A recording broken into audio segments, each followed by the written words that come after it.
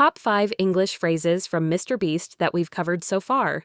Stay for number 1. You'll use it every single day. Number 5. A little bit of both. Wait, are you helping me promote my product, or are you trying to trick him into drinking it? A little bit of both. I've eaten the spicy chip before. Breathing was bad. Okay. Breathing? Yeah. A little bit of both. A little bit of both. This is your perfect reply when someone gives you two choices. And the real answer is each of them, a little. So when you hear an either slash or question, this is the natural response. Tea or coffee? A little bit of both. You can also shorten it to a bit of both. Just like in the clip, we can say, are you nervous or excited? A little bit of both. Number 4, slip up. Which caused her to make a huge mistake. One step closer to 250K. Wait, 250? Like,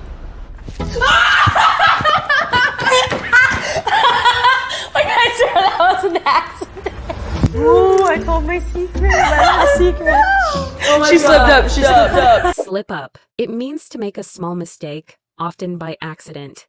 You'll hear this phrase when someone admits their own small mistake. Just like in the clip, we can say, he slipped up and mentioned the surprise party.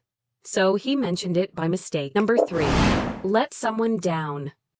I grew up watching your vlogs. They're a big inspiration for me.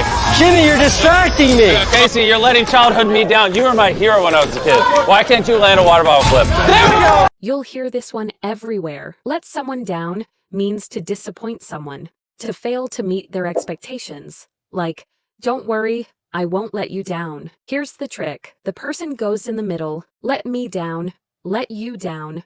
Let the team down. Never say, let down me. Number 2, reach out to someone. We're down to the final 6. Not every YouTube legend can make it to this video, which is why I reached out to the Sidemen and I let them pick the next challenge. Oh, God. What's up, legend? Reach out to someone means to contact them, to connect or offer help. When you use this phrasal verb, don't forget the preposition to. It's reach out to someone, like, I reached out to her for advice. As a reply, you can also say, thanks for reaching out.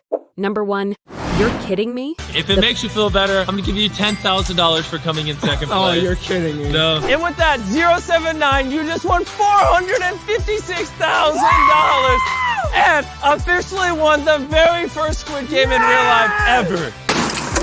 Congratulations on winning. I can't believe it. Any big surprise, good or bad.